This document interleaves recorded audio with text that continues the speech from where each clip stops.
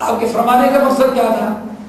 بھائی بلا وجہ انسان کے پاس اگر اس کا کام چل جاتا ہے تو اپنے مال کو بڑھانے اور اپنے مال کو جمع کرنے کی نیت سے بلا وجہ کسی کے سامنے ہاتھ نہیں پھیلانا.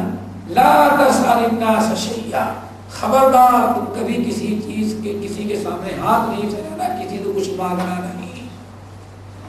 ایک مرتبہ اللہ رسول نے فرمایا تھا، لیکن زندگی بھر ان کا عمل کیا تھا؟ وہ بسند صحیح منقول ہے کہ اگر ان کا جو معاملہ تھا راوی کہتے ہیں فَقَالَ لَا يَسْأَلُ أَحَدًا شَيْئًا، انہوں نے پھر زندگی میں کبھی کسی سے کوئی سوال نہیں کیا.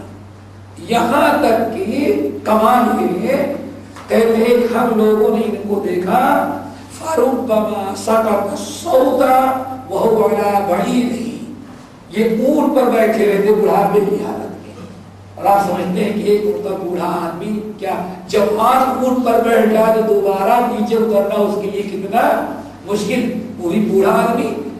فَرُبَّمَا سَقَطَ الصَّوْتَ وَهُوَ عَلَى بَعِيرِهِ، یہ اونٹ پر سوار رہتے تھے، اونٹ پر سوار ہیں، اور کبھی ان کا اگر درہ اور ان کا کوڑا جس سے اونٹ کو ہکالتے تھے یا وہ ڈنڈی ان کی گر جائے زمین پر تو بوڑھے ہو جانے کے باوجود کسی کو نہیں کہتے بھائی بڑا مجھے پکڑا دو، خود اترتے تھے اور پھر اپنا سامان لے کر کے پھر دوبارہ اونٹ بیٹھتے تھے. کچھ لوگوں نے کہا اللہ کے بندے اتنی مصیبت مول لینے کی کیا ضرورت ہے آپ کو؟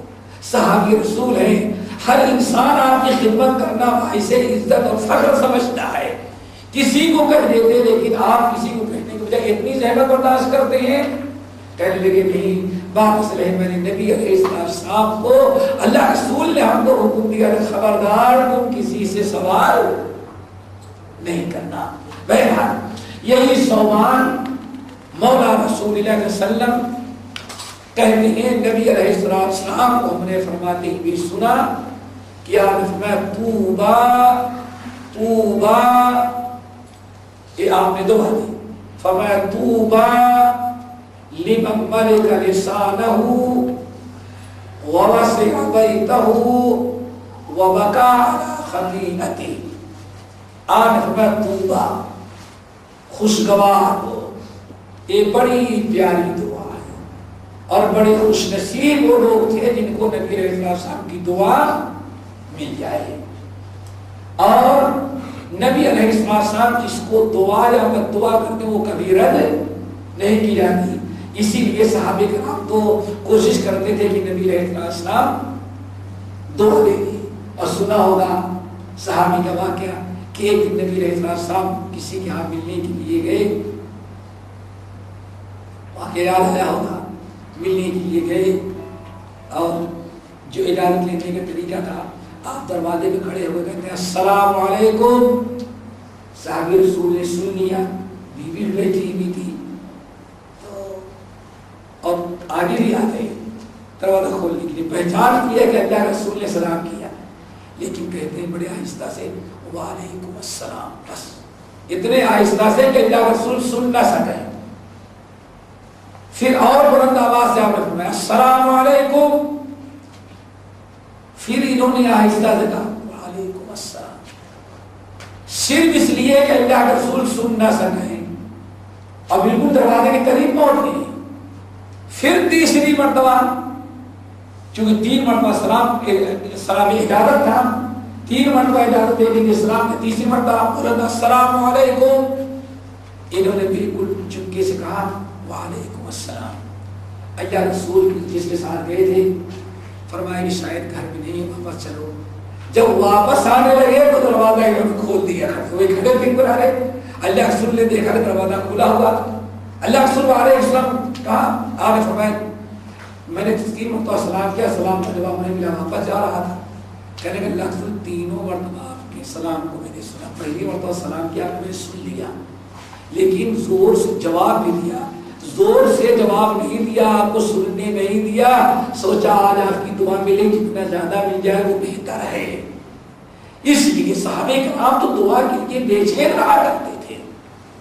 آپ نے دعا کی، فرمایا توبہ، اللہ خوش رکھے،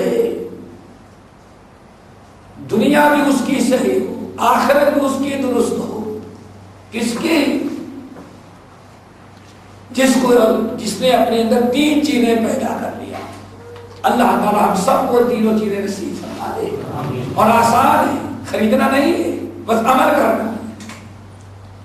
ورنہ کہیں بھائی ابھی خریدنے والی چیز ہوتی تو کہتے صاحب ایک تو ایسے ہی مہنگائی ہر چیز کی، اور اب یہ تین چیزیں بھی کیا کرنی پڑ رہی ہیں، خریدنے۔ ابھی بجٹ ہمارا ساتھ نہیں دے رہا ہے۔ یہی تو کمال ہے، جنت کا راستہ اللہ نے سب عمل پر رکھا ہے، خریدنے پر رکھا ہی نہیں ہے۔ آپ عمل کریں، آپ کو قیمت نہیں دے رہا ہے۔ اور اللہ تعالیٰ کا کرم ہے، اگر جنت کی قیمت لینے لگتا تو دنیا میں کوئی جنت کی قیمت ادا ہی نہیں کر سکتا۔ صرف انسان کا اپنا کردار، اپنا گفتار اور عمل ہونا چاہیے، بس حصول جنت کے لیے۔ آپ نے شکر توبہ دعا دے دی، اللہ دنیا میں اس کی سنوار دے، آخرت میں اس کی بنا دے، دونوں جہاں اس کا اللہ تعالیٰ چار چار لگا دے، دونوں جہاں خوش رکھے دنیا آخرت۔ کون؟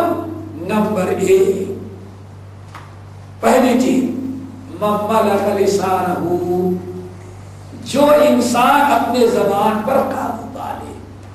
سب سے پہلی چیز مملک لسانہ، جو انسان اپنی زبان پر قابو پا لے۔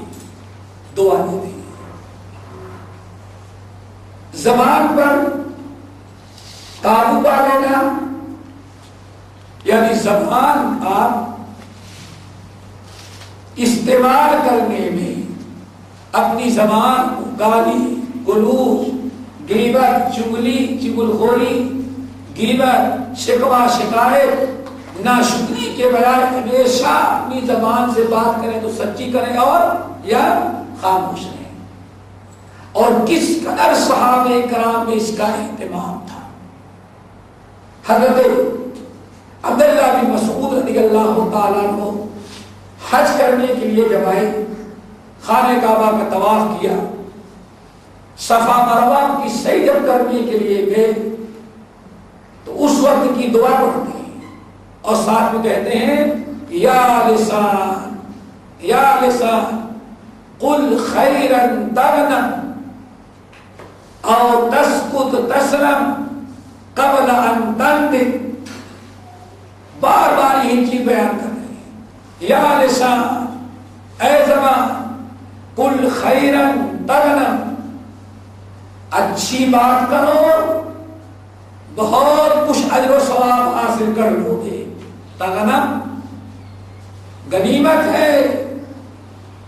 قل خیرن، اچھی بات کرو، یا لسان قل خیرن، اچھی بات کرو گی تو تغنم، بہت کچھ تمہیں مل جائے گا، بہت بڑا اجر و ثواب انسان حاصل کر لیتا ہے زبان کے ذریعے۔ اور تسکت اور انصت تسلم، اگر تم اچھی بات نہیں کر سکتی تو اے میری زبان تم خاموش رہو تاکہ تم محفوظ رہو، قبل اس کے کہ تم شرمندہ ہو جاؤ، شرمندگی اٹھاؤ۔ کچھ لوگوں نے کہا، بار بار یہی خطاب کر رہے ہیں، یا لسان قل خیرا تغنم۔ کچھ لوگوں نے کہا یہ زبان کو خطاب کر رہے ہیں۔ بہت سارے لوگ اکٹھا ہوئے، یا ابا عبد الرحمن ھذا شیء تقولہ من عندک او سمعتہ، یہ بار بار تم یا لسان قل خیرا تغنم